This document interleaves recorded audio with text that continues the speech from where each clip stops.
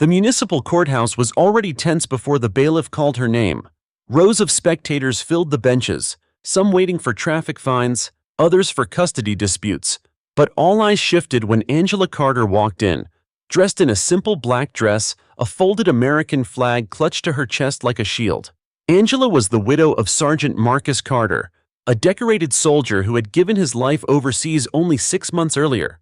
She had come to court today for something small but symbolic, to speak on behalf of her husband's legacy during a hearing involving benefits that had been wrongly denied.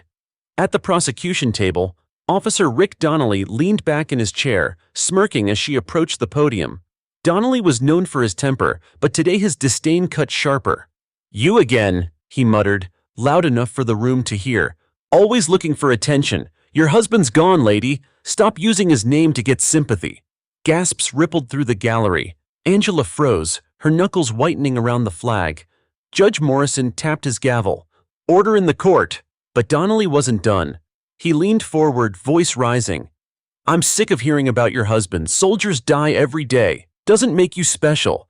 You think you deserve more than everyone else? You don't. You're just another widow crying for handouts." The room fell silent, the cruelty hanging in the air like smoke. Angela trembled, but she didn't cry. She straightened her shoulders, the folded flag pressed tight against her heart. Her voice was quiet but steady. "My husband gave his life for this country," she said. "I don't ask for handouts. I ask for honor. And I will never stop speaking his name." A murmur of approval rippled through the spectators, but Donnelly scoffed, rolling his eyes. Then, suddenly, the heavy doors at the back of the courtroom swung open. Boots thundered against the marble floor. A line of soldiers, men and women in uniform, marched in perfect step down the aisle. The gallery turned as one, stunned into silence. The soldiers stopped directly behind Angela. Without a word, they raised their right hands in a crisp, unified salute. The courtroom froze. Even the judge's gavel hovered in midair. Angela, still clutching the flag, felt tears finally spill down her cheeks, not from weakness, but from the power of the moment. In the stunned quiet, the only sound was the echo of boots stilling in solidarity. For several seconds, no one moved. The sight of the soldiers, rows of crisp uniforms, medals glinting under the fluorescent lights, held the courtroom in breathless silence. Their salute was not loud, not theatrical, but it carried the weight of generations. Judge Morrison finally cleared his throat, his voice faltering at first. This is highly irregular. Bailiff, what is the meaning of this?" The bailiff, himself a veteran of 2 tours, stood straighter than usual. His voice was hushed but firm. "Your Honor, these men and women came on their own. No orders. They said they had to be here." Officer Donnelly scoffed, slamming his hand on the table. "This is ridiculous. This is a court of law, not a parade ground. Get them out of here before this turns into a circus." But his words, once so sharp, now sounded weak against the presence of the uniforms. The soldiers did not look at him. Their eyes were fixed on Angela, the widow standing tall with the folded flag in her arms. Angela turned slowly, her breath catching. She recognized faces among them. Marcus's old unit, men and women who had served beside him in deserts and mountains. Some had scars visible even beneath their uniforms. Each of them had come not for spectacle, but for her. She whispered, just loud enough for the microphone to catch. "You came?" The soldier at the front, a captain with graying hair and eyes carved by war, lowered his hand just long enough to speak. "Ma'am, when one of us is disrespected, all of us are. Your husband was our brother. His sacrifice deserves honor, and so do you." Gasps echoed through the room. Reporters scribbled frantically, cameras hidden in the gallery clicked. Angela's lips trembled, but she steadied herself. "Thank you," she whispered. Donnelly pushed back his chair and stood, red-faced. "This is manipulation. You can't just storm a courtroom to play hero. She's exploiting her husband's death, and now you're helping her." The words hung for only a second before the captain's voice cut through, calm but unyielding. "Careful, officer. You don't insult the dead where soldiers stand. Not unless you're ready to carry the weight of that disrespect." The gallery broke into murmurs of agreement. A woman in the back shouted, "Show her some dignity!" Another voice called, "She's earned more respect than you ever gave her." Judge Morrison tapped his gavel but did not raise his voice. For the first time, even he seemed moved. "Order, order, please." His gaze flicked to Angela, then to the soldiers. "Mrs. Carter, do you wish to continue?" Angela tightened her grip on the flag. Yes, Your Honor, I came here for justice, not pity. My husband died with honor, and I will not let his name be dragged through the dirt by anyone, even someone in uniform. The words struck like stone. Donnelly opened his mouth to retort, but the sound of boots shifting in unison silenced him. The soldiers hadn't moved aggressively. They simply adjusted their stance, but the sound alone reminded everyone of discipline, of sacrifice, of a power rooted in unity. The judge leaned forward, his tone softening.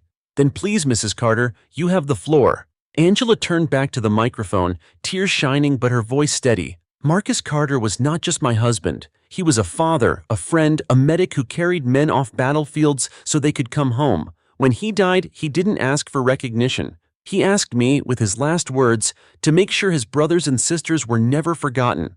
That's why I'm here. Not for me, for him, for them. She gestured toward the soldiers standing tall behind her. A hush fell so deep that even the hum of the lights seemed to fade. Officer Donnelly muttered, "Pathetic." The captain's jaw clenched, but he didn't step forward. Instead, it was Angela who turned, eyes blazing.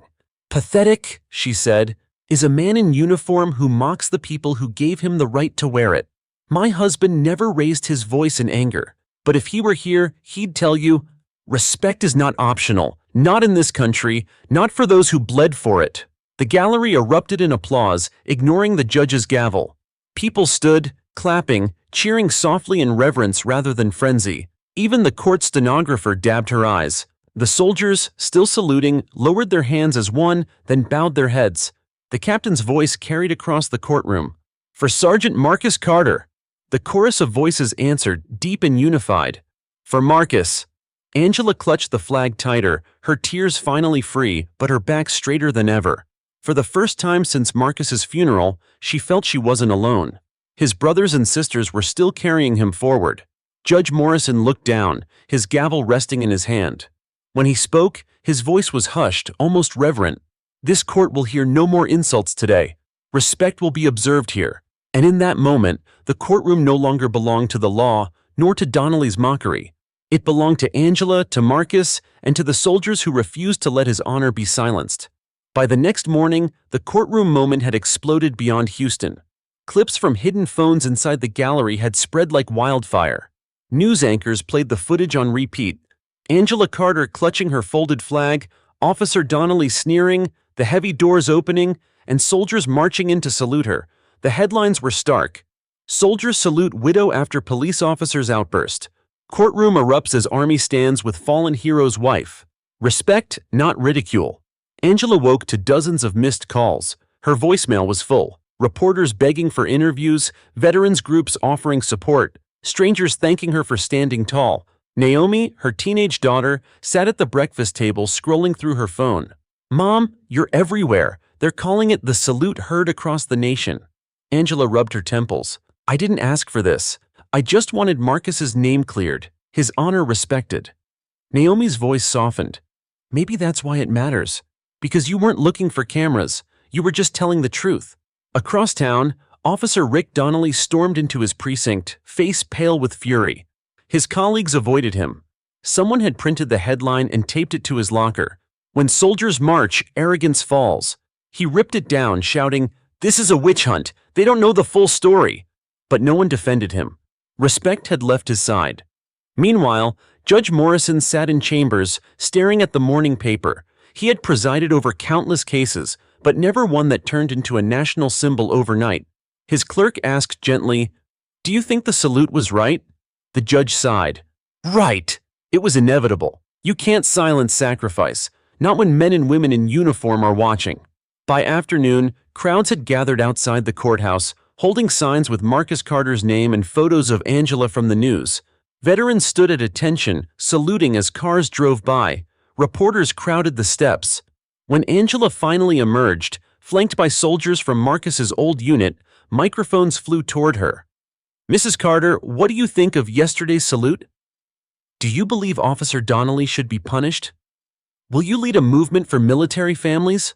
Angela raised her hand, her voice steady. "I didn't plan any of this. I came to court for justice. My husband gave his life for this country. The salute wasn't for me, it was for him, and for every soldier who's been forgotten.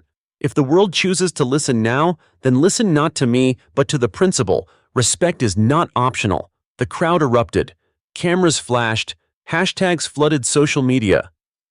#respect is not optional. #salute for Marcus. #stand with widows. That evening, Angela sat in her living room surrounded by flowers, letters, and messages from strangers. Naomi read aloud one note. "I'm a widow too. Watching those soldiers salute you reminded me I'm not alone. Thank you." Angela's eyes filled. If Marcus's name gave her strength, then maybe that's worth all of this. Meanwhile, Donnelly faced the press outside his precinct. Cameras swarmed as he tried to defend himself. "It was just words," he snapped. "People are overreacting. Courtrooms aren't for theatrics. She's playing the victim and those soldiers..." But boos drowned him out. Veterans shouted, "You don't deserve the uniform." Others yelled, "Respect our fallen." His captain pulled him inside quickly, face grim. "Rick, you've become a liability. Internal Affairs is opening an investigation. Until then, you're off duty." Donnelly's jaw dropped. "What? You can't do that." But the captain's tone was final. "We can. And we just did." Back at her home, Angela received a call from Washington. A colonel she'd never met spoke with crisp clarity. "Mrs. Carter, this is Colonel Jameson. On behalf of the Army, I want you to know you are not alone. Marcus's sacrifice is not forgotten, and neither are you. Tomorrow, we'll be sending a unit to stand with you formally. The salute will not end in that courtroom." Angela's hands shook as she gripped the phone. "Thank you, Colonel." That night, as Angela prepared for bed, she looked at the folded flag on her dresser. For months it had been a reminder of loss, heavy and lonely. Tonight it felt different, like a banner carried not just by her, but by every soldier who had marched into that courtroom. Naomi peeked into the room. "Mom?" "Yes, baby?" Naomi smiled faintly. "I think Dad would be proud, not just of the salute, but of you." Angela pressed the flag to her chest. "Then that's all I need." She blew out the lamp, the word respect echoing in her heart as the city outside buzzed with chants that carried Marcus's name into the night. By sunrise the next day, the story had broken far beyond Houston. National networks opened their broadcasts with the clip of Angela Carter, clutching her folded flag as soldiers marched into the courtroom and saluted her. Anchors spoke with reverence. Editorials called it a moment America forgot it needed. Outside Angela's modest house, television vans lined the street. Neighbors placed flowers on her porch, some carrying handwritten notes that simply read, "For Marcus." Angela peered through the curtain, overwhelmed. "I didn't ask for this," she murmured. Naomi, brushing her hair before school, shrugged. "Maybe that's why it matters, Mom. Because you weren't trying to be on TV. You were just being honest." Angela sighed. "I just want them to remember Marcus for who he was, not turn me into some headline." At noon, a black SUV pulled up outside. Soldiers in dress uniforms stepped out, followed by Colonel Jameson. The cameras whirred furiously as he approached the porch. "Mrs. Carter," he said firmly but gently, "on behalf of the United States Army, I extend our deepest respect. Your husband was one of ours, and so are you. We will not let his name or yours be tarnished." Angela's throat tightened. "Thank you, Colonel." He would have been humbled by this. Jameson saluted her. The cameras captured it instantly. Another salute, this time in daylight, not confined to a courtroom but shared with the world. By evening, the footage had gone viral. Hashtags trended again. #salute her, #for Marcus, #respect is duty. Meanwhile, Officer Rick Donnelly sat in the shadows of his living room, the television replaying his sneer on loop. Every network framed him as the villain, the man who shouted down a widow and mocked her sacrifice. Reporters swarmed his precinct. Protesters outside carried signs, "Fire Donnelly now." Veterans lined the sidewalks, saluting silently in defiance each time he walked by. His captain summoned him into the office. "Rick, Internal Affairs will decide your future, but let me be clear, you've disgraced this department. Until further notice, you're suspended." Donnelly's face reddened. "This is politics. They're making me a scapegoat because some soldiers couldn't control themselves." The captain's eyes were cold. "No, this is accountability, and it's long overdue." In Washington, lawmakers referenced the salute during hearings. One congresswoman declared, "If a widow cannot stand in a courtroom without insult, then respect has decayed too far. We must remind this nation that service deserves dignity." Clips of her speech aired alongside Angela's defiance. Suddenly, Angela Carter became more than a grieving widow. She became a symbol of military families demanding respect. Angela sat at her kitchen table, letters piled around her. One from a widow in Ohio read, "When I saw those soldiers salute you, I cried for the first time in years. Thank you for standing for all of us."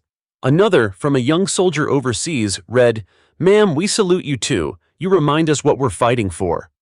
Naomi read them aloud, tears in her eyes. Angela pressed the flag tighter. "Marcus, you're still carrying them even now." That weekend, Angela was invited to speak at a veterans vigil downtown. At first, she resisted. "I'm not a speaker, I'm just his wife," but Naomi insisted. "You don't have to be polished, just be honest." That's what moved them in the courtroom. So Angela went. The plaza overflowed with people, veterans, families, neighbors, reporters. Candles flickered like stars across the crowd. When Angela stepped to the podium, the murmurs quieted. She looked out at the sea of faces, folded flag in her arms. "My husband, Sergeant Marcus Carter, didn't die asking for recognition. He died carrying others to safety, believing respect was a duty, not an option. When I stood in that courtroom, I didn't ask for cameras or headlines, I asked for dignity. And when those soldiers marched in, they reminded all of us that dignity still exists." Her voice steadied. "So tonight, don't remember me. Remember him. Remember every soldier who gave their life. And remember that respect is not charity. It is owed." The crowd erupted, not with wild cheers but with a solemn chant, "Respect! Respect!" Veterans raised their hands in salute. Families lifted candles higher. The sound rolled through the city like thunder. Far away, Donnelly watched the vigil on television. The chants seeped through the walls of his apartment. For the first time, he felt something gnawing at his chest. Not anger, but the hollow ache of isolation. He whispered to himself, "They'll forget. They always forget." But deep down, he knew this time was different. Respect had become a fire too bright to smother. Angela returned home that night exhausted, but when she placed the flag gently back on its shelf, she felt lighter. For the first time since Marcus's funeral, she believed his legacy was safe. Not because of laws or medals, but because of the people who carried his name forward. Naomi hugged her. "Mom, you didn't just stand for Dad, you stood for all of them." Angela whispered back, "No, baby, we stood together." By Monday morning, Angela Carter's phone would not stop ringing. Calls came from news anchors in New York, invitations from veterans groups in Chicago, even requests from lawmakers in Washington who wanted her to testify before Congress. Angela sat at her kitchen table in her modest Houston home, staring at the flood of emails Naomi had organized into folders. One was labeled Media, another Military Families, and another simply Letters. "Mom," Naomi said, excitement in her voice, "look at this. Widows from across the country want to march with you. They're saying you gave them a voice." Angela shook her head, overwhelmed. "I'm not a leader, Naomi. I'm just Marcus's wife. I don't know how to carry everyone else's pain." Naomi squeezed her hand. "You already did, Mom. That's what the salute showed. You carried Dad's honor, and now they know you'll carry theirs too." That afternoon, Angela reluctantly agreed to a press interview. Cameras crowded her living room, lights too bright, microphones inches from her face. The reporter asked, "Mrs. Carter, how does it feel to become the symbol of respect for military families?" Angela's voice was calm but firm. "I didn't choose to be a symbol. I chose to stand for my husband's name. If that reminded others of their own sacrifices, then I will carry that with me. But remember, this isn't about me. It's about them. Our soldiers, our families, our widows." The clip aired nationally, and within hours, hashtags like "Stand with Widows" and "Respect is Owed" trended across social media. Meanwhile, Officer Rick Donnelly faced a very different spotlight. Internal Affairs summoned him for questioning, and cameras followed his every step into the precinct. Protesters lined the sidewalks chanting, "Respect our fallen! Fire Donnelly now!" Veterans stood at attention in silent rows, saluting as he passed. Not for him, but for Angela. Inside, investigators replayed the footage of his outburst in court. His words echoed from the speakers. "Your husband's gone, lady. Stop using his name to get sympathy." One investigator leaned forward. "Officer Donnelly, do you realize the gravity of this? You didn't just insult a grieving widow. You insulted the entire military community, and by extension, the nation." Donnelly shifted uncomfortably, but pride still clung to his voice. It was taken out of context. I was frustrated. People are blowing this out of proportion. The investigator's eyes hardened. Respect isn't optional, not in uniform. We'll be reviewing your conduct. For now, you remain suspended. Donnelly clenched his jaw, but the words hit deeper than he wanted to admit. Back in Washington, lawmakers seized the moment. A senator rose on the Senate floor holding a printed photo of Angela in the courtroom, soldiers saluting behind her. This widow did not ask for fame. She asked for dignity. If respect is not even guaranteed to the wife of a fallen hero, then what does that say about us as a nation? Clips of the speech aired alongside Angela's defiance. Veterans groups organized vigils in dozens of cities. Families of fallen soldiers carried candles, chanting respect into the night air. Angela, however, wanted nothing to do with politics. Sitting on her porch that evening, she sighed heavily. I just wanted Marcus's memory safe. Now they want me to be a spokesperson for everyone. Naomi sat beside her, folding her knees to her chest. Mom, maybe this is Dad's way of making sure you're not alone. He always carried his brothers, right? Now you're carrying their widows. Angela's eyes softened. He did always say respect was a duty. Maybe this is my duty now. The next day, Angela attended another vigil downtown. The plaza overflowed. Widows, children holding photos of fathers, veterans in faded caps, young recruits standing tall. When Angela walked onto the stage, the crowd quieted, thousands of candles flickering like stars. Her voice trembled at first, then steadied. My husband didn't die asking for headlines. He died carrying men to safety. And when I was mocked for speaking his name, soldiers reminded me and reminded all of us that dignity is not something you beg for. It is something you are owed. So tonight, don't remember me. Remember them. Remember every soldier, every widow, every family who deserves respect. The crowd erupted into a solemn chant, respect, respect. Veterans saluted. Families raised their candles higher. The sound rolled like thunder through the city. Watching from his apartment, Donnelly turned off the television, unable to stand the sight. For the first time, he felt not just anger, but isolation. His name had become synonymous with disrespect, and as chants of respect echoed outside his window, he realized the nation had chosen its side, and it wasn't his.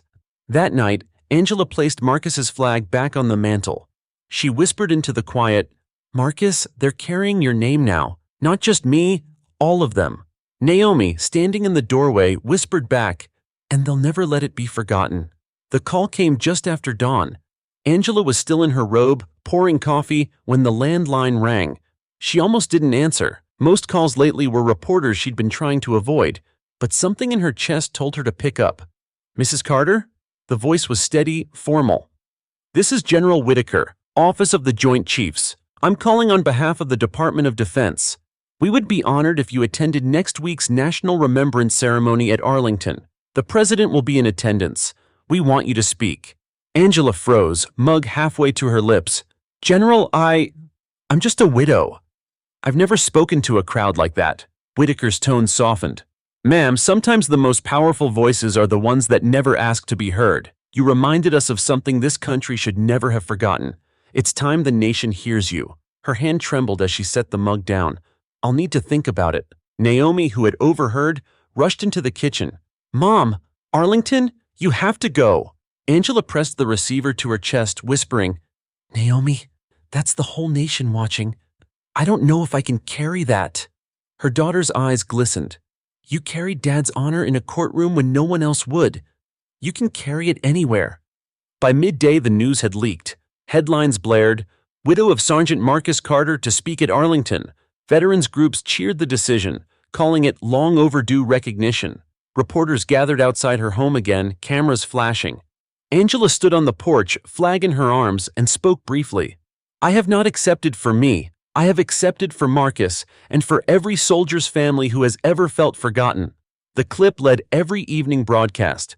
Meanwhile, Officer Rick Donnelly sat in a grim conference room at Internal Affairs headquarters. His suspension had become indefinite, and the panel's questions cut sharper than he expected. Officer Donnelly, one investigator said, do you understand the scope of your misconduct? Your words didn't just wound a widow, they sparked national outrage. Donnelly shifted in his chair. It was taken out of context. I was frustrated. Another investigator interrupted. This wasn't frustration, this was contempt. And contempt in uniform is poison.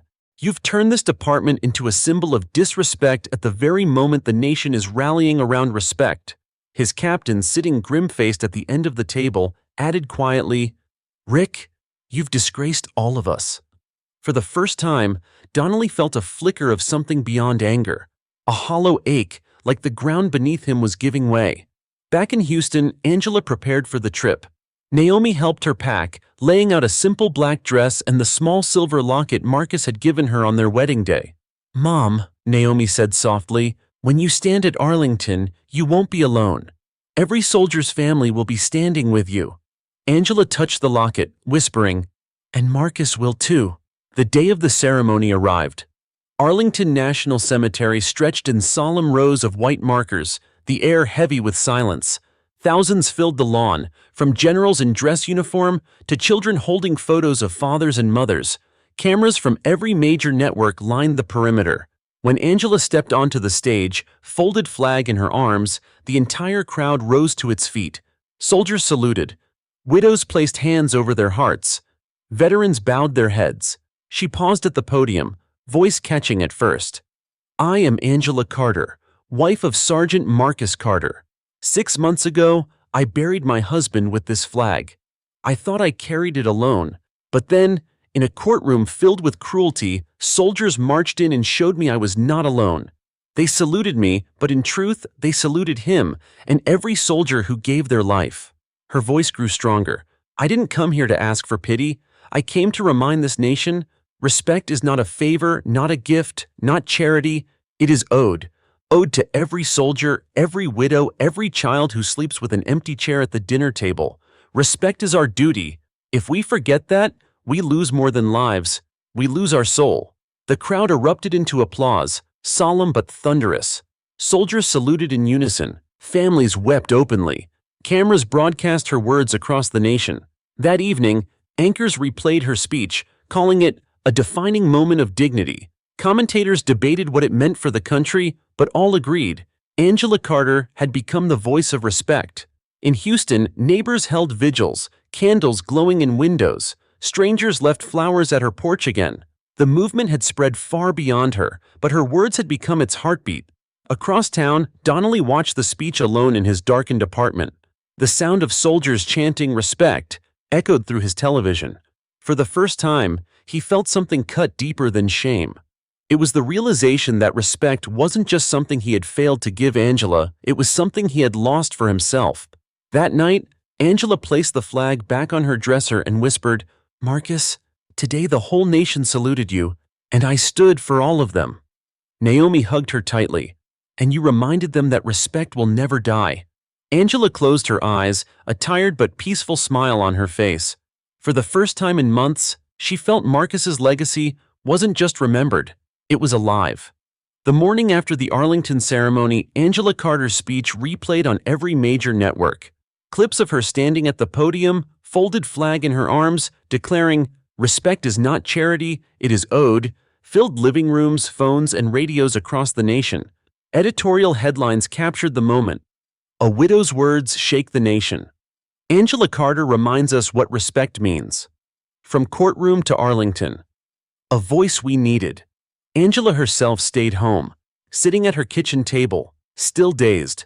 The phone buzzed constantly with new requests, interviews, endorsements, invitations to speak. She ignored most of them, sipping her tea slowly. Naomi sat across from her, phone in hand, reading aloud messages pouring in from strangers. "Mom, listen to this one. I'm a Gold Star mother. Your words reminded me that my son's life wasn't forgotten." And this one, "I'm a veteran. We salute you from overseas." Angela's eyes filled. "It's too much, Naomi. I never asked for this." Her daughter reached across the table. "Maybe you didn't ask for it, but they needed it. You've become what Dad always was, a reminder that respect is duty." In Washington, lawmakers seized the momentum. A congressman rose on the House floor, reading Angela's words verbatim. "She told us respect is not optional. Let us prove her right. It is time for us to strengthen protections for military families." A senator followed, declaring, When a widow in Houston can be mocked in court, but then saluted by soldiers and honored at Arlington, it tells us one truth: the people are ahead of us. It is time we catch up.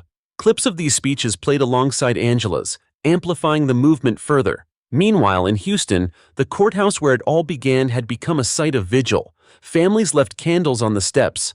Veterans stood in shifts, saluting silently at dawn and dusk. Local artists painted murals of Angela holding the folded flag, surrounded by soldiers. Reporters gathered daily. One headline read, "From Widow to Movement, Angela Carter's Stand Inspires a City." Angela drove past one mural with Naomi. Tears filled her eyes.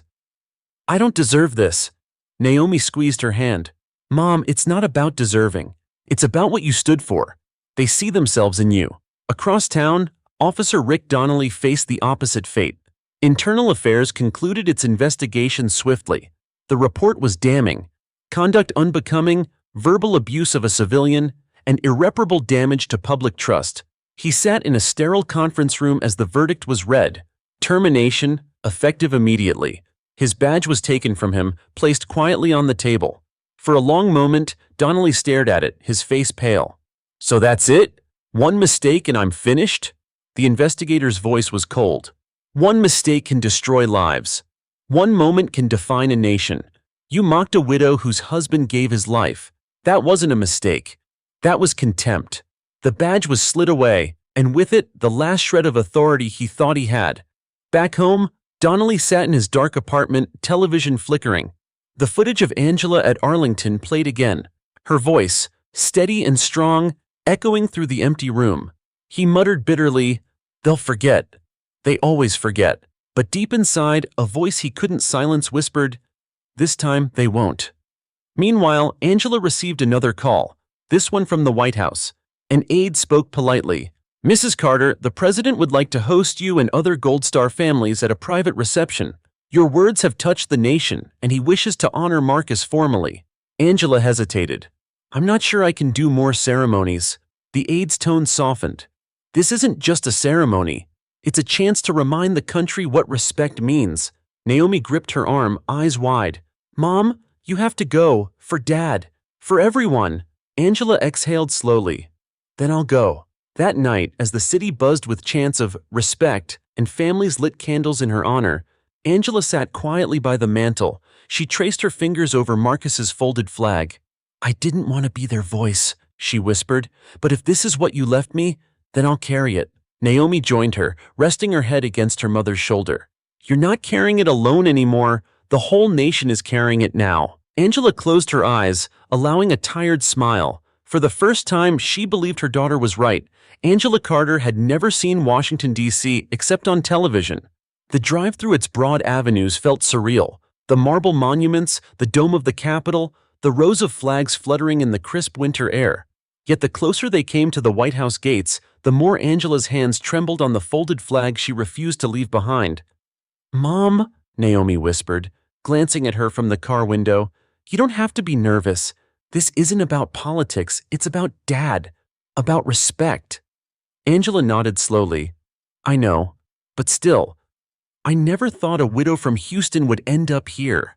Inside the East Room, the walls glowed with golden chandeliers. Rows of Gold Star families filled the seats, mothers, fathers, spouses, children, each holding photos or mementos of their fallen loved ones. A military band played softly in the corner, their music reverent. When Angela and Naomi entered, whispers spread. Some families stood to greet her. One mother clasped her hands tightly. "I watched you on TV. When you stood against that officer, you stood for all of us." Angela's throat tightened. "I stood for Marcus, but if that carried you too, then I'm glad." Moments later, the president himself walked in, escorted by generals. The room rose to its feet. Cameras flashed once, then went silent as he reached the podium. "Tonight," he began, "we honor those who gave everything for this country. But we also honor those left behind, the families who carry folded flags and empty chairs at their tables. None of us can repay that sacrifice, but we can show respect. And respect is not optional." He paused, then gestured toward Angela. In Houston, Mrs. Angela Carter reminded us of this truth. When mocked in court, she stood with dignity. And soldiers marched to remind us all that sacrifice deserves honor. Tonight, on behalf of this nation, I salute her, and through her, every family here." The president turned and saluted Angela directly. Generals followed. The room erupted as soldiers snapped into salute, families rising to their feet, applause swelling like a wave. Angela clutched her flag, tears streaking her cheeks. For the first time, she saluted back. The cameras caught it, and the image would appear on every front page the next morning. A widow, flag in hand, saluting the nation that finally saluted her. After the reception, Angela mingled with other families. A young boy no older than 10 tugged at her dress. "Mrs. Carter? My dad was a soldier too. When I saw those men salute you, I saluted the TV. I think my dad saw it from heaven." Angela knelt, pulling him into an embrace. "I think he did too, sweetheart. And I think he's proud." Naomi stood nearby, tears in her eyes. Meanwhile, back in Houston, Officer Rick Donnelly sat alone in his dim apartment, the television broadcasting the White House ceremony. He watched Angela's salute replay again and again, each time the crowd rising, soldiers saluting, families applauding. For weeks he had clung to anger. Tonight there was no anger left, only silence and the gnawing weight of disgrace. He muttered to himself, "She carried respect into the White House, and I couldn't even carry it in a courtroom." For the first time, his bitterness cracked into something rawer. Regret. The next morning, the country awoke to the image of Angela's salute. Headlines read, "From Widow to Voice of a Nation. Angela Carter salutes back." Respect restored in Washington. Talk shows dissected her words. Editorials praised her courage. Veterans called her a symbol of dignity. Angela, however, sat at her hotel window, staring out at the monuments. Naomi joined her, holding 2 mugs of coffee. "Mom, the whole country's talking about you again. They're calling it the second salute." Angela sighed, cradling the mug. "I don't want to be famous, Naomi. I want Marcus remembered. I want respect lived, not just applauded." Naomi smiled gently. "Maybe this is how it starts. First applause, then action." And you reminded them of both. Back in Houston, vigils grew larger. Veterans and families lit candles chanting respect in unison. Schools held assemblies, students reciting Angela's words like a pledge. Local officials announced plans for a memorial honoring fallen soldiers, naming it the Carter Memorial for Respect and Service. Angela received the news with quiet humility. Marcus would never want his name on a monument, but if it teaches children what respect means, then maybe he'd forgive me. Naomi hugged her tightly. "He'd be proud, Mom. Just like I am." That night, Angela placed the folded flag gently back on her hotel nightstand. She whispered into the quiet, "Marcus, they heard you through me, and they saluted us both." As she drifted to sleep, the city outside buzzed with a new chant rolling from the streets to the halls of power. Respect is owed, respect is duty, and for the first time, Angela believed it might truly last. Angela Carter returned to Houston with more attention than she had ever imagined. The salute at the White House had transformed her from a grieving widow into the voice of military families across the nation. At the airport, people stopped her to shake her hand. Some even saluted her as she walked past. "Ma'am," one man said, tears in his eyes, "my brother never came home from Afghanistan. Thank you for reminding the country what his life meant." Angela bowed her head gently. "It's not me you should thank. It's him, and every soldier like him." Naomi watched, pride swelling in her chest, though she could see how heavy it was for her mother to carry so many stories at once. Within days, invitations poured in. Veterans groups asked her to speak at rallies. Universities wanted her at commencements. Lawmakers pushed for her to testify before Congress about military family rights. Angela sat at her kitchen table, letters spread in stacks. She pressed her palms to her forehead. "I can't be everything to everyone. I just wanted Marcus's honor protected. Now they want me to be a leader." Naomi, reading through one letter, said softly, "Maybe that's what Dad would have wanted. Not fame, but for you to keep carrying the respect he lived by. For all of them." Angela looked at her daughter, eyes weary but resolute. "Then if I do this, I do it for them, not for me." Meanwhile, the backlash against Officer Rick Donnelly reached its peak. His termination had been confirmed. His name splashed across headlines as the officer who mocked a widow. Protesters gathered outside his apartment complex. Veterans left pairs of boots on his doorstep, each with a note, "You'll never fill these." He rarely left home, but when he did, whispers followed. At the grocery store, a clerk muttered, There's the man who disrespected a soldier's wife. At a gas station, a stranger spit near his car. For the first time in his career, Donnelly had no authority, no allies, no shield. Sitting alone in his dark apartment, he stared at his discarded uniform. The badge that once gave him pride now felt like a hollow trinket. He whispered into the silence, "I mocked her, and I mocked myself," but the silence gave him no answer. Across Houston, momentum only grew. Vigils continued nightly at the courthouse. Veterans and families stood shoulder to shoulder, candles flickering, chanting "Respect is duty." Schools began teaching lessons about dignity and service, using Angela's words as examples. At one elementary school, children recited together, "Respect is not optional." Videos of the pledge went viral, further fueling the movement. Angela was invited to attend one of these assemblies. Standing at the back of the gym, she watched rows of children salute the flag, then hold up handwritten signs with the word "respect" painted in bright colors. Naomi nudged her. "See, you didn't just remind the nation, you reminded the future." Angela's eyes brimmed with tears. For the first time, she allowed herself a smile, but the weight of leadership pressed harder. One evening, she sat on her porch, folded flag in her lap, staring at the streetlight glow. "I'm tired, Marcus," she whispered into the night. "I wanted to carry your name, not a nation's. But if this is what you left me, then I will do it. For you, for them, for all of us." Naomi stepped out, wrapping a blanket around her mother's shoulders.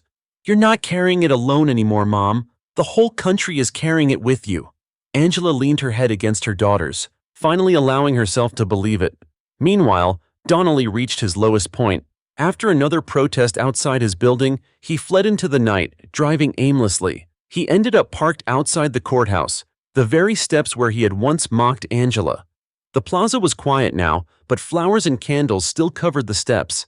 In the moonlight, he saw a mural painted on the wall. Angela holding the folded flag, soldiers saluting behind her.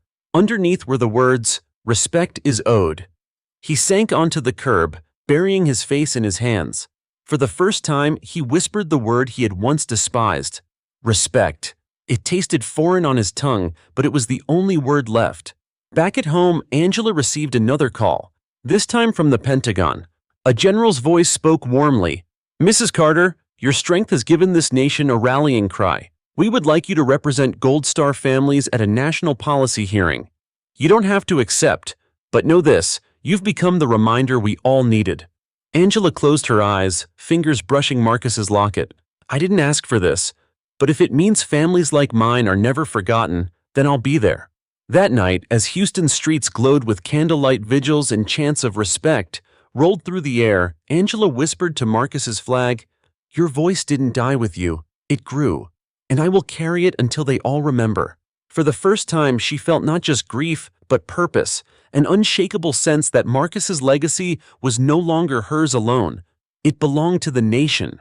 Washington was buzzing the day Angela Carter walked up the steps of the Capitol. The winter air was sharp, but the chants outside were sharper. Respect is owed, respect is duty. Thousands had gathered, holding candles, flags, and photos of their loved ones who never came home. The plaza outside the grand building looked less like a protest and more like a vigil of determination.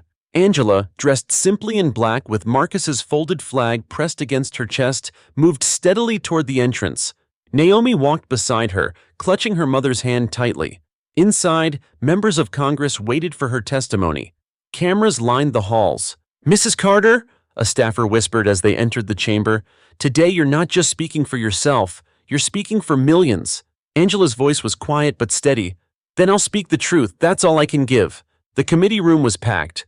Lawmakers sat in rows, cameras whirred, and military families filled the gallery. When Angela was sworn in, silence blanketed the room. The chairman spoke first. "Mrs. Carter, thank you for being here. Your words at Arlington reminded the nation of something fundamental. Please tell us what you believe this Congress must understand." Angela adjusted the microphone. Her hands trembled, but her voice rose strong. "My name is Angela Carter. 6 months ago, I buried my husband, Sergeant Marcus Carter, with this flag. When I came to a Houston courtroom asking for dignity, I was mocked. But soldiers marched in to salute me, and in that moment, the world remembered what respect looks like." She paused, scanning the faces before her. "Respect is not optional. It is not charity. It is owed. My husband did not give his life for pity. He gave it for a country he believed would honor its families. But when a widow is shouted down in court, it shows how far we've strayed." Her words carried through the chamber like a steady drumbeat. She continued, her voice firm. "I'm not asking for special treatment. I'm asking for fairness. For every widow, every child, every parent who carries a folded flag home. Benefits delayed or denied dishonor their sacrifice. Disrespect in uniforms dishonors their service. This nation can do better, and it must." The gallery erupted in applause before the chairman could gavel it down. Some lawmakers wiped their eyes. One congresswoman leaned forward. "Mrs. Carter, what do you want us to do?" Angela looked down at the flag in her arms, then back up. "Remember that respect is not in speeches or ceremonies. It's in actions. Fix the systems that forget us. Protect the families who gave everything. And never again allow disrespect to sit where honor belongs." For a moment, the chamber was utterly still. Then the applause returned, louder, unrestrained. Even some lawmakers stood, saluting her. Outside, the chants grew louder as news of her testimony spread. Veterans raised flags, families held candles, and students carried signs reading "Respect is duty." Angela's words traveled across the nation in minutes. News anchors declared, "Angela Carter's testimony sparks national movement." Editorials praised her as the widow who turned grief into a rallying cry. Meanwhile, in Houston, Rick Donnelly watched the hearing on television. He sat slouched on his couch, the glow of the screen casting shadows across his face. He listened as Angela spoke, every word cutting deeper. "She stood there," he muttered bitterly, and the whole nation listened. But bitterness gave way to silence. He heard her voice again. "Respect is not optional. It is owed." He stared at his discarded badge on the table, its shine dulled. For the first time, he admitted aloud, "She's right, and I threw it away." The room answered with silence. Back in Washington after the testimony, Angela stepped outside to face the crowd. Cameras flashed, but what struck her were the faces, rows of families clutching photos, veterans saluting, children holding candles. Angela lifted the flag high.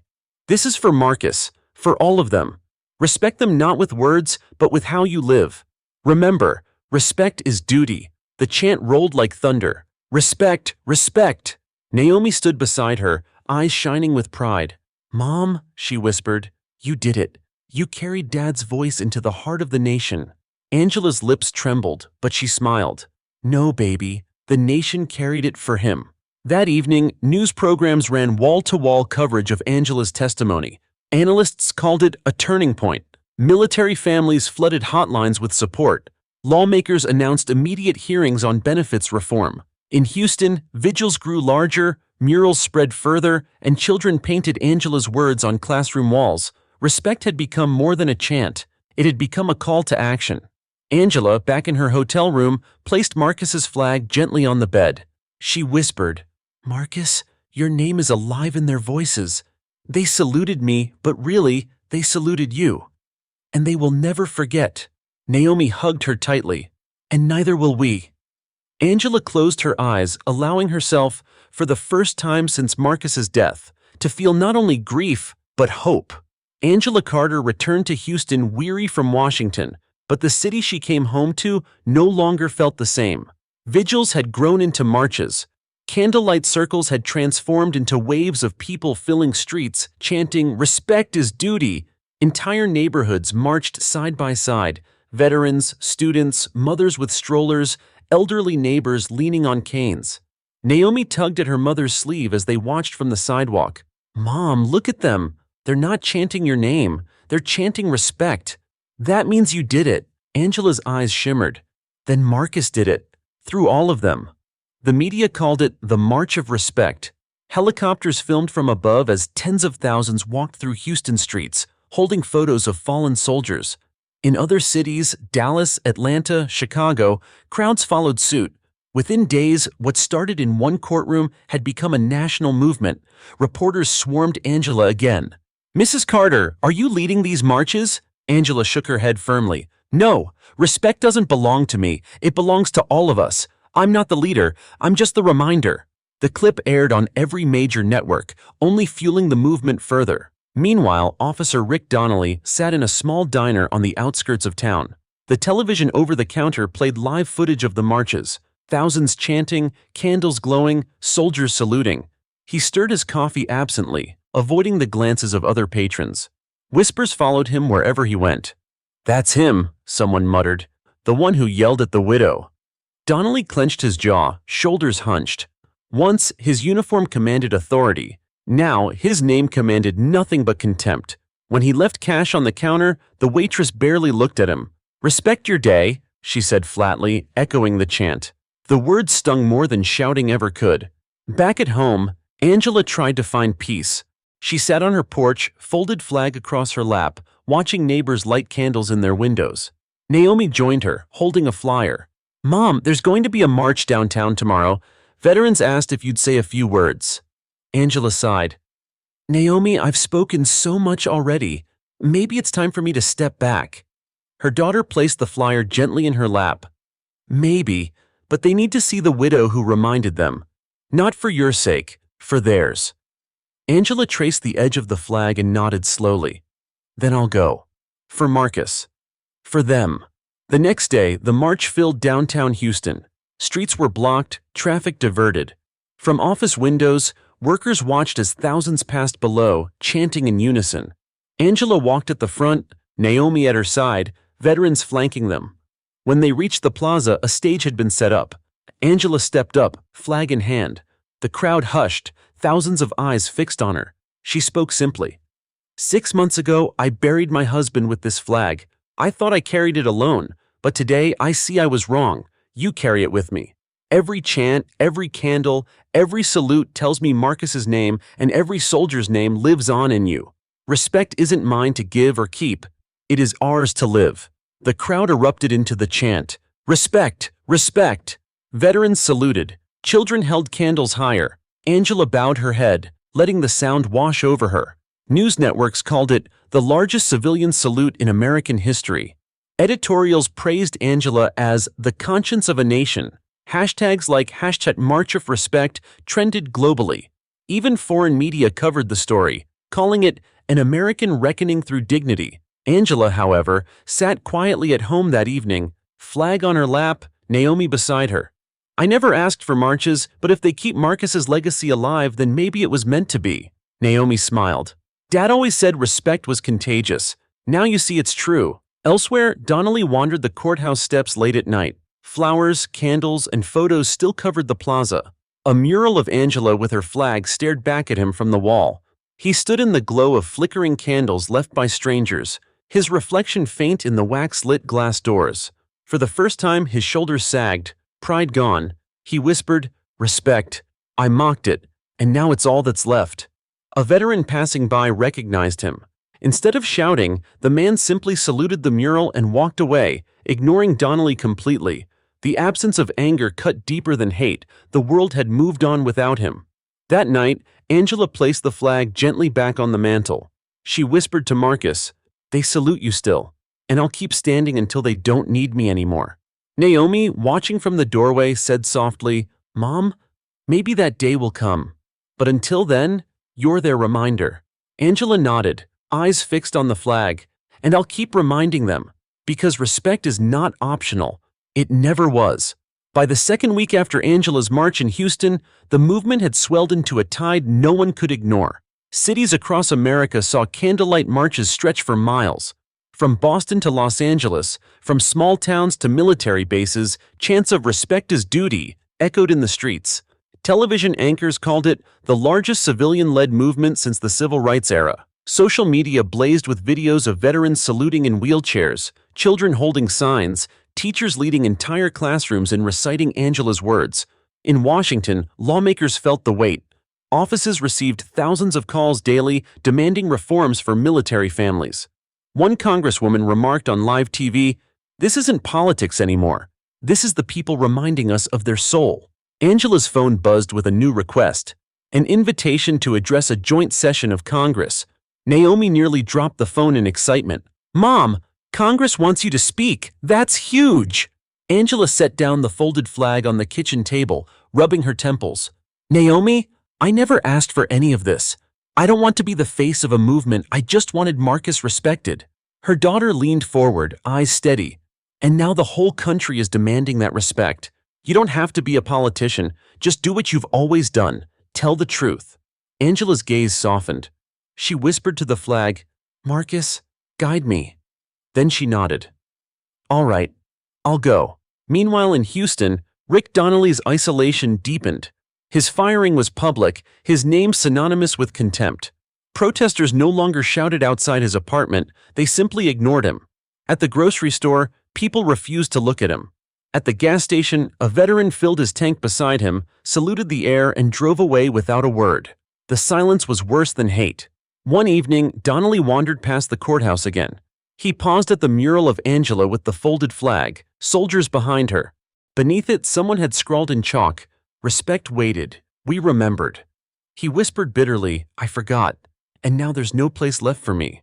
But deep down, the words gnawed. Could respect really wait even for him? In Washington, Angela prepared for the speech. Staffers briefed her in marble hallways, advising her on protocol. But she shook her head. "I don't need notes. I'll speak from the heart. That's all I have." Naomi, walking beside her, whispered, "That's all they need." When Angela stepped into the grand chamber, the sight nearly stole her breath. Lawmakers filled the seats, military families crowded the gallery, cameras streamed live to millions. She placed the folded flag on the podium, steadying her voice. "My name is Angela Carter. 6 months ago, I buried my husband, Sergeant Marcus Carter. I thought my fight was only mine, but when I was mocked in a courtroom, soldiers reminded me and the nation that respect is owed. Respect is not charity. It is duty." The chamber fell silent, her words echoing off marble walls. She continued, "I stand here not for myself, but for every widow who holds a folded flag, every child with an empty chair, every veteran forgotten when the cameras leave. You make laws, but respect is not in laws alone, it is in how we live. If we forget that, then we betray the very people who gave us the right to sit in these seats." Some lawmakers wiped their eyes, others nodded gravely. Angela lifted the flag slightly. "This flag is heavy. Not because of cloth, but because of sacrifice. My husbands, their wives, their children. I ask you, no, I beg you, never let disrespect weigh more than this flag. Choose dignity, choose accountability, choose respect." The chamber erupted. Lawmakers rose to their feet. Veterans in the gallery saluted. The chant began softly, "Respect, respect," then rolled louder until it filled the chamber like thunder. Outside, tens of thousands watched on giant screens, chanting with the crowd inside. Across the nation, living rooms erupted with applause. Families hugged, veterans saluted their TVs, and strangers wiped tears. Editorials called it a speech for the history books. Commentators said, "Angela Carter reminded us of something no policy can teach. Respect is lived, not spoken." Back in Houston, Donnelly watched the speech in silence. He saw Angela hold the flag, heard her voice tremble then rise strong. "Respect is duty," she said on screen. For the first time, Donnelly felt something break inside him. Not anger, not bitterness, but the weight of truth. He whispered hoarsely, "She's right, and I failed." He picked up his old badge from the table, staring at its dull surface. For years he thought it made him a man. Now he realized respect was what made a man, and he had thrown it away. Tears he hadn't felt in years slid down his face. That night, Angela returned to her hotel, exhausted but at peace. Naomi curled beside her on the couch. "Mom," she said softly, "you just spoke to the whole world, and they listened." Angela smiled faintly, pressing the flag to her chest. "No, Naomi. They listened to Marcus, to every soldier who carried respect in their hearts. I just reminded them." For the first time since Marcus's death, Angela felt not only grief, but hope. Hope that respect was not just remembered, but reborn. The weeks after Angela Carter's speech in Congress felt like a season of change. What had begun in one Houston courtroom now seeped into daily life across the nation. In schools, children stood before class, not only reciting the Pledge of Allegiance, but also repeating Angela's words. Respect is not optional, it is duty. Teachers reported calmer classrooms, fewer fights, more kindness. In workplaces, employees pinned small signs above their desks, "Respect first." Companies hosted respect days, encouraging community service and donations to veterans' causes. Even in city streets, murals bloomed on brick walls, portraits of Angela holding her folded flag, Marcus's name painted alongside the single word, respect. Naomi noticed the difference as she walked to school. Neighbors greeted each other more warmly, strangers held doors longer, bus drivers saluted veterans boarding their routes. She returned home one afternoon, eyes bright. "Mom, it's working! They're not just chanting anymore, they're living it."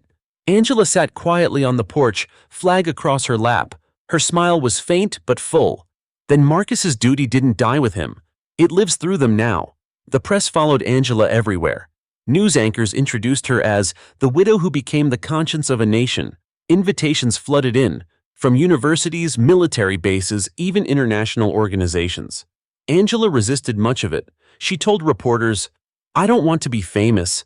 I want respect to be ordinary, not extraordinary." Yet she couldn't ignore the letters from widows across the country. One wrote, "Because of you, I no longer feel invisible." Another said, "You spoke for me when I couldn't." Angela pressed the letters to her chest at night, whispering, "Marcus, you're still carrying them." Meanwhile, Rick Donnelly sank deeper into obscurity. He had become a pariah in Houston. His name was muttered with disdain in grocery lines, spat with contempt in bars. Landlords refused his applications. Old friends ignored his calls. One evening, he wandered the city aimlessly and ended up outside a respect march. Thousands walked by holding candles and photos. Some recognized him in the crowd. "There he is," one veteran muttered. But no one shouted. No one threatened. They simply turned their backs and kept marching. The rejection cut worse than hatred. Hatred at least engaged. This silence said, "You don't matter." Donnelly stumbled away, shoulders hunched. For the first time, he admitted to himself, "I've been erased, and I did it to myself." Back in Washington, lawmakers pushed forward with reforms. Benefits for military families were expanded. Funding for veterans programs doubled. The legislation was unofficially nicknamed the Carter Act, though Angela herself never asked for it. When she heard the name, she shook her head. "Marcus would want it named for all soldiers, not me." Naomi placed a hand on her mother's shoulder. "Maybe it's both. Maybe it's about what you reminded them of." One evening in Houston, Angela attended a school assembly. Rows of children stood on stage, each holding a letter that spelled out respect. They recited in unison, "Respect is not charity, respect is duty." Angela sat in the front row, tears streaking her cheeks. A teacher whispered, "You've given them a word to live by." Angela shook her head gently. "Marcus did. I only reminded them." That night, on her porch, Angela reflected aloud to Naomi. "I never thought grief could turn into something bigger. But maybe that's what Marcus wanted. Not just to be remembered, but to remind others." Naomi leaned against her. "Mom, you're not just his widow anymore. You're their voice." Angela closed her eyes, whispering, "Then I'll carry it until they don't need me." Meanwhile, Donnelly found himself sitting outside the courthouse late at night again. Flowers still covered the steps, candles flickered, murals stared down at him. He sat on the cold stone, badge in hand. For months, he had told himself respect was gone for him. But as he listened to the faint chants of respect echoing from downtown, he wondered, could he ever earn even a sliver back? He whispered into the night, "Respect isn't optional. I mocked it. Maybe the only way left is to live it, even if no one sees." The words lingered in the quiet. For the first time, they didn't feel hollow. Across the nation, people carried candles, painted murals, and told their children stories of Marcus Carter and his widow who stood tall. Angela sat with the flag pressed to her chest, whispering into the quiet night, "Marcus, they salute you still, and I will keep standing until respect is as ordinary as breathing." And in that moment, she believed it was possible. Angela Carter never imagined her husband's folded flag would travel beyond Houston, beyond Washington, even beyond America's shores. But within weeks of her congressional speech, international news networks carried her words. Clips of her standing at the podium, declaring respect is not optional, it is duty, were subtitled in French, Spanish, Arabic, and Mandarin. In London, a veterans group held a candlelight vigil outside Parliament, chanting, "Respect is duty." In Paris, murals appeared of Angela with her flag. In Tokyo, schoolchildren recited her words at morning assemblies. Angela sat in her modest living room, television glowing with images of marches across the world. She pressed a hand to her chest, whispering, "Marcus, your voice crossed oceans." Naomi, scrolling through her phone, grinned. "Mom, do you realize you're global now? They're calling it the respect movement, and you're the face of it." Angela shook her head gently. "I never wanted to be the face. I just wanted Marcus remembered." Naomi smiled faintly. "And he is, through you." Meanwhile, the weight of failure pressed harder on Rick Donnelly. Jobless, disgraced, isolated, he wandered the city like a shadow. He no longer wore his uniform, but his face was recognized everywhere. One afternoon, he entered a small bookstore to escape the cold. Inside, a television played footage of Angela at Arlington, saluting back at the president. Patrons nodded reverently. A teenager near the counter muttered, "That's what respect looks like." His friend replied, "Not like that cop who mocked her." Donnelly froze, shame crawling up his neck. He slipped out quietly, heart pounding. For the first time, he admitted aloud in the empty street, "I was the example of what not to be. And she was the reminder of what we should be." Back in Houston, Angela was invited to a global summit on human rights. Reluctant at first, she confided in Naomi, "I don't know what I'd even say to the world." "I'm no diplomat," Naomi replied firmly. "You don't need to be. Just say what you always do, the truth." At the summit, in front of delegates from dozens of countries, Angela stood with the folded flag. Her voice, though simple, carried farther than polished speeches. "My husband's sacrifice was American, but respect is not just American, it is human. Every soldier, every family, every community that carries loss deserves dignity. Respect is not optional, it is universal." The room erupted into applause. Leaders rose to their feet, saluting her. The moment spread online instantly. Commentators wrote, "Angela Carter from Houston widow to global conscience." Meanwhile, Houston continued to glow with the movement. Schools painted entire hallways with the word respect. City buses carried banners quoting Angela. Police departments, under national pressure, introduced training called the Respect Standard, requiring officers to uphold dignity in every interaction. Angela attended one of these sessions quietly. She watched young recruits repeat after their instructor, "Respect is not power. Respect is accountability." Tears welled in her eyes. "Marcus, you're changing them still," she whispered. That night, Angela returned home exhausted. Sitting on the porch, flag in her arms, she confided to Naomi, "I feel like I'm carrying the world now. I'm afraid I'll break." Naomi placed a hand on her mother's. "You don't carry it alone. The world is carrying it with you. You just lit the torch." Angela exhaled, feeling a small measure of peace. Elsewhere, Donnelly reached his breaking point. Sitting in his dark apartment, badge in hand, he whispered to himself, "I don't deserve redemption." But then he remembered the mural at the courthouse, the words scrawled beneath, "Respect waited. We remembered." He clenched the badge tighter.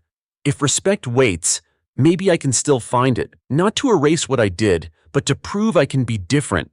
For the first time, the thought of change didn't feel impossible. It felt necessary. Across the world, the respect movement grew. In Mexico City, families marched with candles. In Berlin, veterans stood at memorials with Angela's words printed on banners. In Nairobi, students painted murals of the word respect in bright colors. Angela sat watching these images, her voice trembling as she whispered to Marcus's flag, "You were one soldier, but now your name carries millions. Respect is alive and it will not die." Naomi leaned against her. "And neither will you, Mom. Not as long as they remember." Angela closed her eyes, allowing herself, for just a moment, to believe she wasn't only grieving anymore. She was building. By spring, the respect movement was no longer just marches, chants, and vigils. It was policy.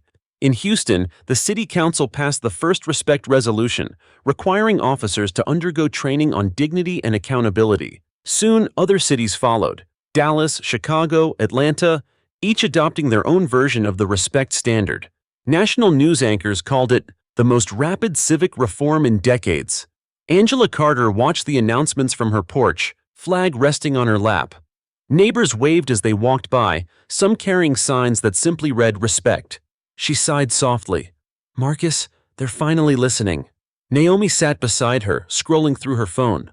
"Mom, schools are teaching the respect pledge now. Look, Kids in California are reciting your words before class. Angela smiled faintly, tears brimming. I never wanted my grief to become their lesson, but if it keeps Marcus's name alive, then maybe that's what he left me. Meanwhile, Rick Donnelly drifted further into obscurity. He survived on odd jobs, painting houses, sweeping parking lots, avoiding eye contact wherever he went. At one job site, a veteran recognized him and said flatly, "You're the one who mocked the widow." Donnelly braced for a punch, but instead the man just shook his head. "You're not worth my anger. Respect already won without you." Those words cut deeper than violence. For days, Donnelly couldn't sleep. He stared at his tarnished badge on the table, replaying Angela's testimony in his mind. Respect is not optional, it is owed. For the first time, he whispered aloud, "I owe it too." In Washington, Angela was invited back to witness the passage of the Military Families Dignity Act, a sweeping reform guaranteeing faster benefits, expanded mental health care, and legal protections for widows and children. The bill passed with overwhelming bipartisan support. As the president signed it into law, he turned to Angela in front of the cameras. "This began with your courage, Mrs. Carter. You reminded us of our duty." Angela shook her head firmly. "No, sir. This began with Marcus, with every soldier who gave their life. I only carried their voices." The photograph of her standing beside the president, flag in her arms, appeared on the front page of newspapers worldwide. Back in Houston, Angela returned to the courthouse where it all began. The steps were now covered in murals and plaques honoring fallen soldiers. She stood quietly at the entrance, flag against her chest, remembering the day she first faced Donnelly's sneer. Naomi joined her, whispering, "Feels different now, doesn't it?" Angela nodded. Back then, this place felt like betrayal. Now it feels like redemption. Meanwhile, Donnelly reached a crossroads. After months of hiding, he received a letter from a local veterans group. At first, he assumed it was a threat, but when he opened it, the words stunned him.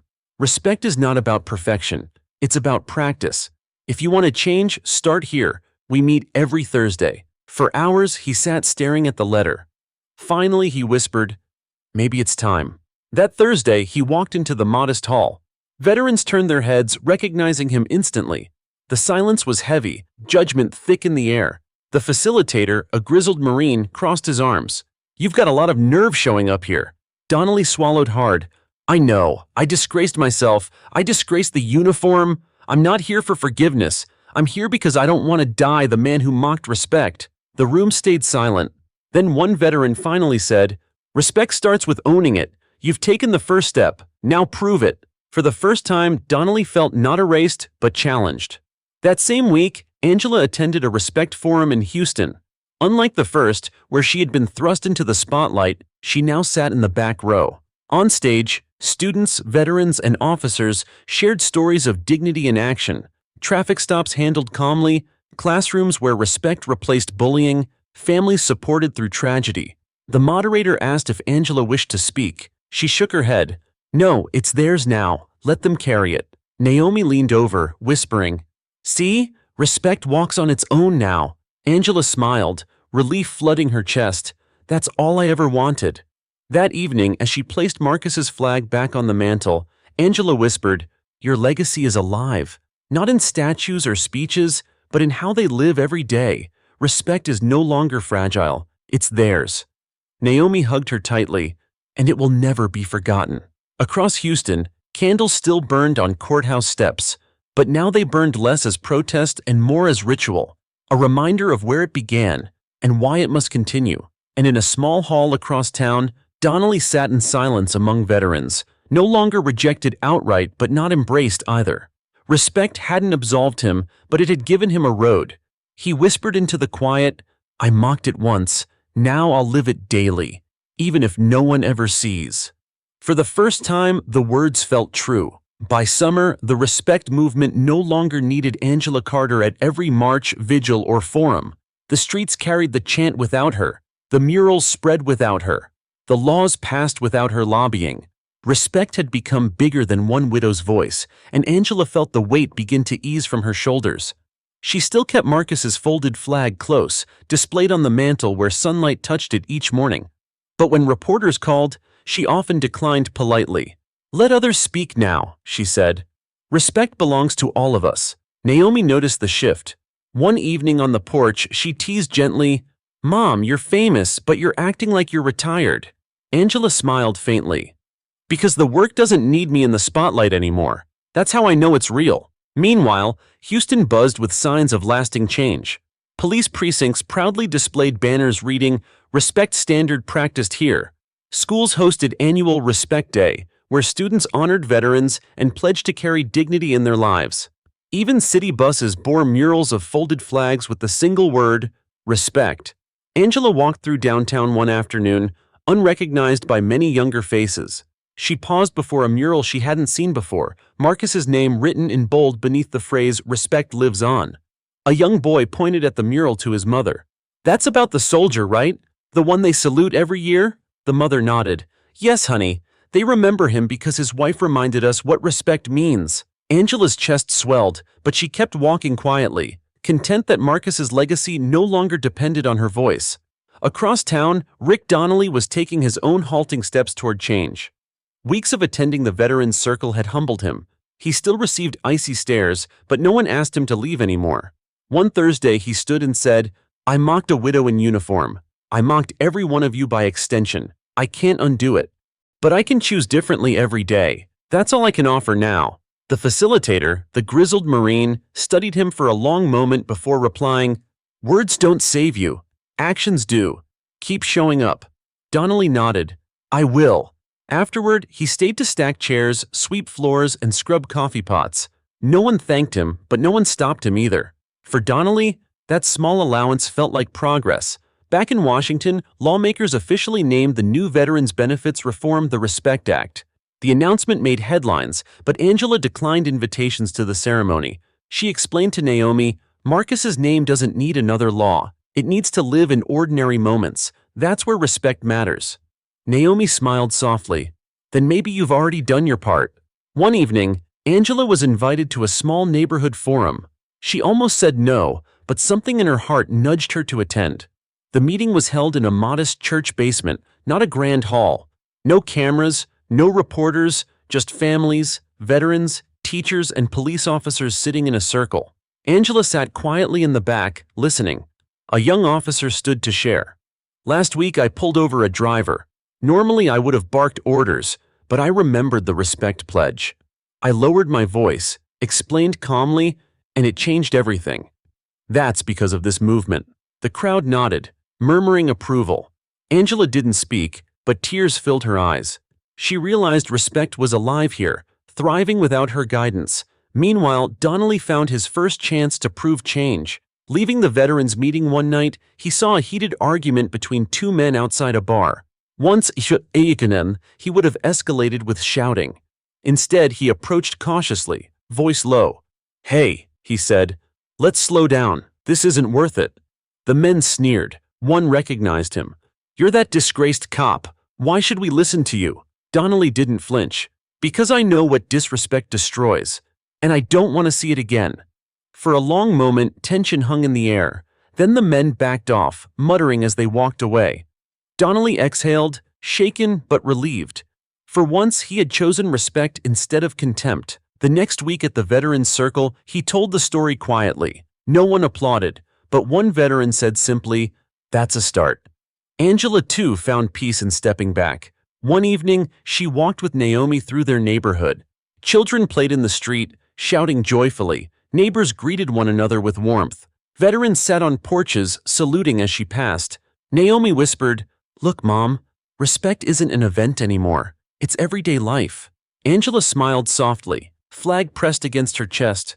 "Then Marcus's duty is done. He carried it far enough for the world to remember." Later that night, Angela whispered to the flag on the mantle, "You don't need me to speak for you anymore. They speak for themselves now. Respect has become ordinary, and that's the greatest victory." Across town, Donnelly sat on a park bench, badge still in his pocket. He whispered into the night, "I mocked respect once. Now I'll practice it every day, even if no one sees." Maybe that's the only way forward. For both Angela and Donnelly, the journey was no longer about speeches or headlines. It was about the daily practice of a word that had transformed a nation: respect. Angela Carter woke one morning to the sound of children's voices outside her window. She pulled back the curtain and saw a group of neighborhood kids walking to school, backpacks bouncing, chanting in unison, Respect is duty! Respect is duty! She smiled faintly, her fingers brushing the folded flag on the dresser. Marcus, she whispered, your name became a promise they carry to school. Downstairs, Naomi was already at the kitchen table, scrolling through her phone. Mom, look, there's a video of firefighters in Chicago saluting a widow during a memorial. It's gone viral. People are calling it the Carter effect. Angela poured coffee, shaking her head. I never wanted my grief to become a label, but if it helps them live with dignity, then maybe it's worth it. In Houston, the changes were undeniable. Respect wasn't just a slogan anymore, it was practice. At grocery stores, clerks greeted veterans with handshakes. At schools, bullies were corrected not only by teachers, but by classmates chanting the word respect. Angela walked downtown with Naomi one afternoon and saw a bus pass with a large mural on its side. Marcus Carter's silhouette, the words "Respect lives on" painted across the sky. Passengers inside pressed their palms to the glass as the bus rolled by. Naomi nudged her. See, you're not carrying this alone anymore. Angela nodded, her voice soft. That's the only reason I can keep breathing. Meanwhile, Rick Donnelly continued attending the Veterans Circle. Each week, he spoke less and listened more. He swept floors, stacked chairs, carried water. No one thanked him, but no one asked him to leave. That silence, once unbearable, now felt like permission to begin again. One evening, a veteran approached him afterward. You still disgust me for what you did in that courtroom, but I'll say this, you keep showing up. That matters. Donnelly bowed his head. I'm not here to erase what I did. I'm here to make sure I never do it again. The veteran grunted, then walked away. For Donnelly, even that grudging acknowledgement was progress. Back at home, Angela finally allowed herself to decline another wave of invitations. She told organizers politely, others can speak now, respect belongs to them too. Instead, she spent her days volunteering quietly at the local community center, tutoring children in reading. Few of them even knew who she was. One little boy asked, Miss Angela, why do you always smile when we say please and thank you? Angela laughed softly. Because that's what respect looks like, and it makes me proud. In that moment, she realized Marcus's legacy was safest not in speeches to Congress or marches in the streets, but in classrooms and kitchens, in the everyday lives of children who would grow up believing respect was as normal as breathing. Donnelly, too, found small chances to live differently. At a hardware store one afternoon, he saw a young clerk being berated by an angry customer. Years ago, Donnelly would have ignored it, or worse, joined in the shouting. This time, he stepped forward calmly. Sir, he said evenly, the young man is doing his best. Let's keep this respectful. The customer snarled. And who are you to tell me, wait, aren't you that cop? The words stung, but Donnelly didn't flinch. Yes, and I've learned the hard way what disrespect destroys. Don't repeat my mistake. The customer grumbled and walked out. The clerk stared wide-eyed. Why did you help me? Everyone else just watches. Donnelly exhaled. Because respect isn't optional. Not anymore. For the first time, someone looked at him without contempt. Just cautious gratitude. That night, Angela attended a small neighborhood vigil. Instead of leading, she sat quietly among the crowd, holding her flag in her lap. A young woman stood at the microphone and said, We don't need heroes in suits or uniforms. We need reminders like Angela Carter. She carried respect into the nation's heart, and now it's ours to carry. Angela's eyes filled with tears. She didn't speak. She didn't need to. The chant rose without her prompting. Respect! Respect! Naomi leaned against her. See, Mom? You can step back now. They'll carry it. Angela whispered, Then Marcus's duty is complete. Across town, Donnelly walked past the courthouse again. The murals still glowed under streetlights. The candles still flickered at the steps. For the first time, he didn't feel erased. He felt challenged. He whispered to himself, Respect is waiting, and I'll keep walking toward it. Angela, placing the flag back on the mantel later that night, whispered softly, Marcus, you don't need me to speak for you anymore. The world is speaking for itself. And for the first time since his death, she allowed herself to rest. The respect movement had grown roots deep into American life. It no longer needed nightly vigils or constant marches. Respect had become habit. Schools began their days with the respect pledge. Police precincts reported fewer complaints. Families displayed candles on porches, not just during holidays, but as everyday reminders. Angela Carter watched from a distance. She had stepped away from the spotlight, returning to the quiet rhythm of tutoring at the community center and tending her small garden. Yet her absence from the stage only seemed to make her presence stronger. The nation had adopted her words as its own. One evening, Naomi scrolled through her phone excitedly. "Mom, look, there's a video of students in Canada reciting, 'Respect is not optional, it is duty.' They painted it on their classroom wall." Angela smiled softly, her fingers brushing Marcus's folded flag on the mantel. Marcus carried respect in his heart, now the world carries it on their walls. Across a lawn, Rick Donnelly sat in the veterans' circle, the same modest hall where he had been tolerated but rarely acknowledged. For months he had swept floors, stacked chairs, carried water, quiet, unseen labor to prove his sincerity. That night, the facilitator, the grizzled Marine, looked at him and said, "Donnelly, tonight you talk, all the way, no excuses." Donnelly's stomach twisted, but he stood. Faces turned toward him, hard, weathered, skeptical. "I was the cop who mocked Angela Carter in court," he began, his voice rough. "I told her she was nothing, that her husband's sacrifice didn't make her special. I thought my badge gave me respect. I thought power gave me dignity. I was wrong." The room stayed silent, but he pressed on. "When the soldiers marched in, they didn't just salute her. They exposed me. They showed the whole world who I was, a man without respect. I lost my job, I lost my name, and I deserved it. But I'm here because I don't want to die that man. I want to live differently, even if no one forgives me." His voice cracked. "I mocked respect. Now I'll spend the rest of my life practicing it." The room stayed still. Then one veteran, scar down his cheek, finally said, "Respect starts here, owning it. You've done that tonight. Now keep proving it." Donnelly bowed his head. "I will." For the first time, the silence in the room didn't feel like rejection. It felt like the first breath of acceptance. Meanwhile, Angela received an invitation to a respect forum downtown. She hadn't spoken publicly in months, but something nudged her to go. The auditorium was packed. Students, families, veterans, officers. But this time, Angela didn't sit on stage. She sat quietly in the back row, flag folded in her lap, listening as others spoke. A teacher told of a classroom transformed by respect. A police officer described de-escalating a tense traffic stop by remembering the pledge. A widow shared how she no longer felt invisible. The moderator spotted Angela and asked gently, "Would you like to say something?" Angela shook her head, smiling. "No, tonight belongs to them. Respect doesn't need me to speak anymore. It lives in their voices." The crowd applauded warmly, not for her words, but for her quiet refusal to take the stage. Respect had indeed grown beyond her.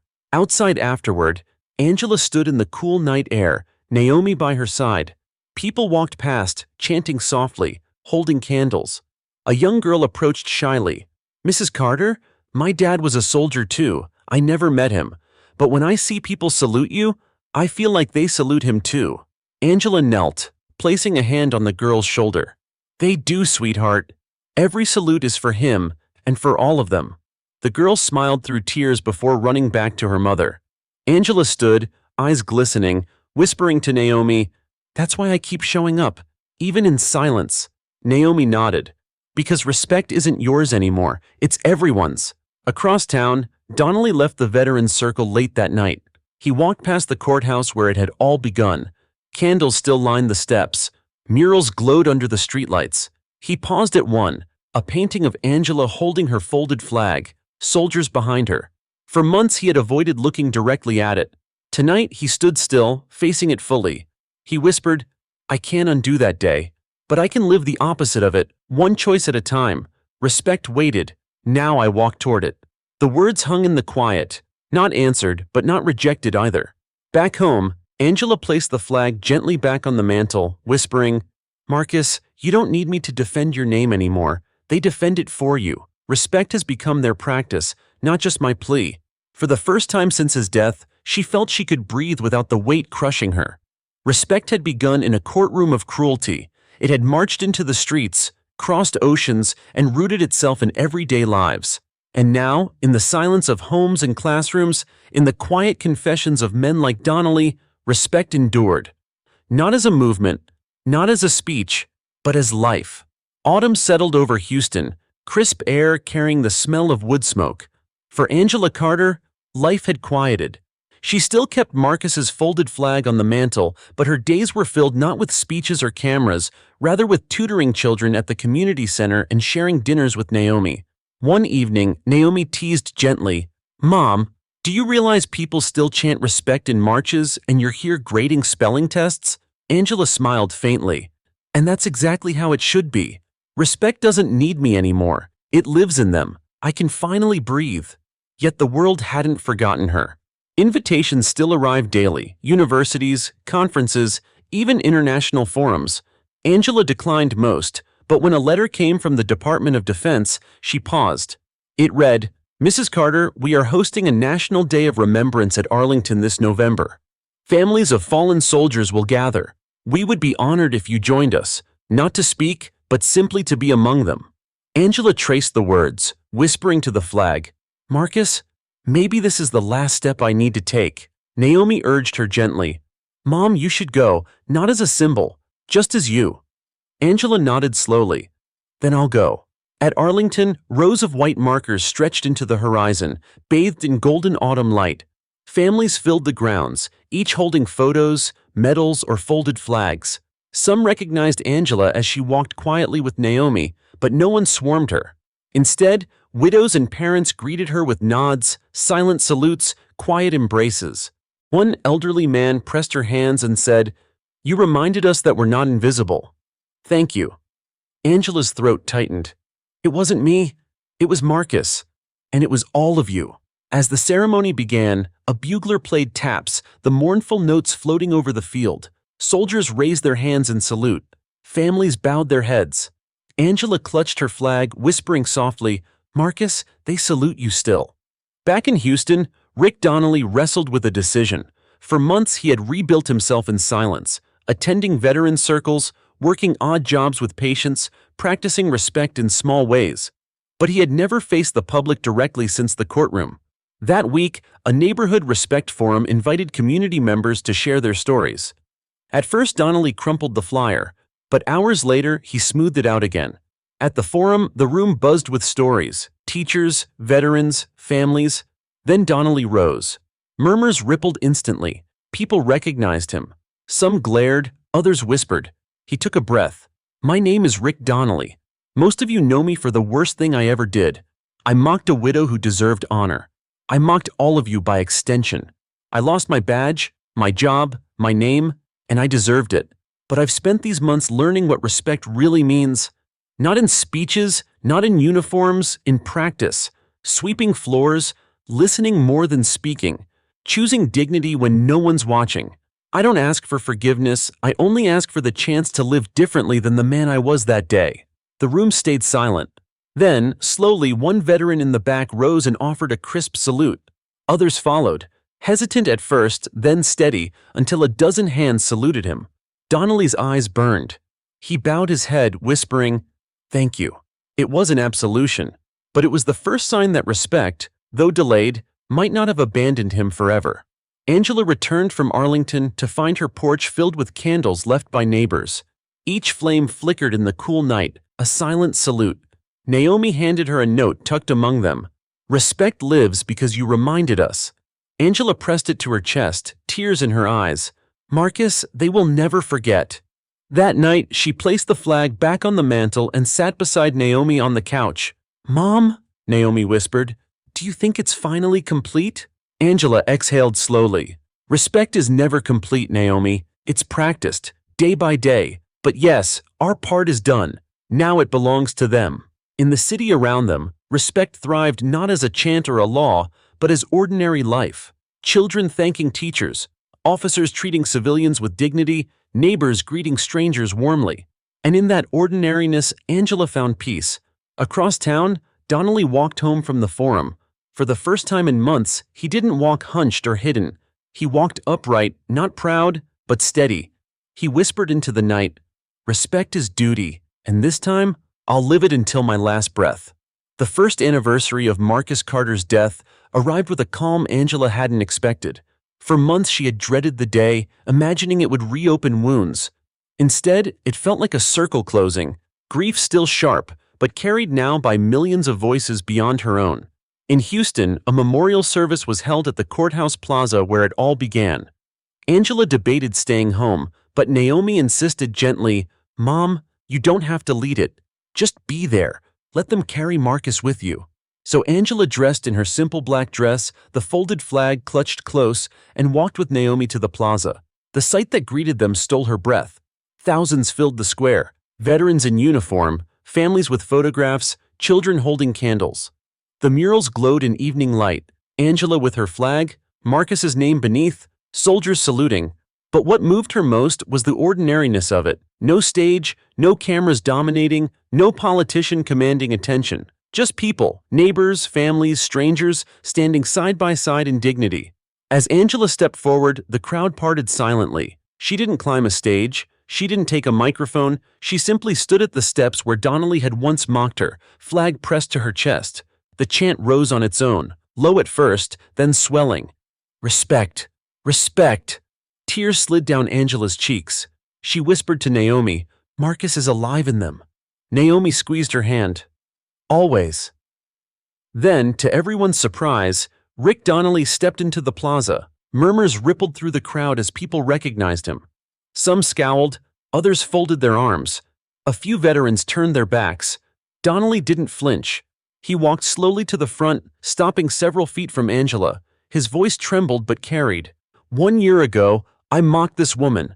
I mocked her husband's sacrifice. I disgraced myself, my uniform, my city, and I deserved every consequence. But tonight, I'm not here to erase what I did. I can't. I'm here because respect waited for me, and I finally chose to walk toward it. I don't ask for forgiveness. I ask only to stand quietly among you and salute what I once mocked." He raised his hand in a crisp salute, toward Angela, toward Marcus, toward the crowd. For a moment, silence weighed heavy. Then, slowly, one veteran returned the salute. Another followed. Then dozens more, until rows of hands were lifted high. Angela's throat tightened.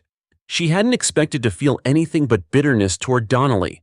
But in that moment, she saw not absolution, but accountability. The long, painful road of a man trying to choose respect at last. She stepped forward, lifting the flag slightly. Her voice was quiet but steady. "Respect isn't erased by one act, officer, and it isn't proven by one gesture. It's lived every day. If you mean this salute, then keep living it." Donnelly lowered his hand, nodding. "I will." The crowd bowed their heads. A bugler played taps, the haunting notes drifting into the night. Soldiers saluted. Families held candles high. Children whispered Marcus's name. Angela stood at the center, flag against her heart, tears flowing freely. For the first time since his death, the weight she carried alone felt completely shared. Naomi wrapped her arms around her. "Mom, it's done. You don't have to fight anymore." Angela whispered back, "No, Naomi. Respect will always need voices, but it no longer needs mine. That's the peace your father wanted for us." Later that night, Angela placed the flag back on the mantel. She whispered into the quiet, "Marcus, the world saluted you today. Justice stood. Respect endured." Naomi joined her, smiling through tears. "And it will endure tomorrow, and the next day, and the next." Angela closed her eyes, breathing deeply, finally at peace. Across town, Donnelly walked home from the plaza. For the first time in months, he didn't walk alone. A veteran caught up to him and said gruffly, "You've got miles to go. But maybe you took your first real step tonight."